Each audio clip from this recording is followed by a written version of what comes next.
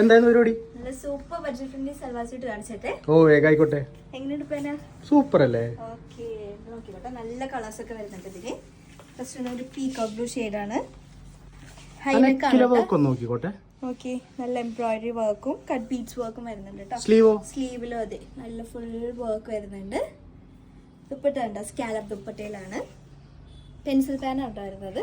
അടുത്ത shade next shade ഒരു mustard yellow colour ആട്ടോ. മസ്റ്റർഡ് എന്റെ ഫേവറേറ്റ് ആട്ടോ.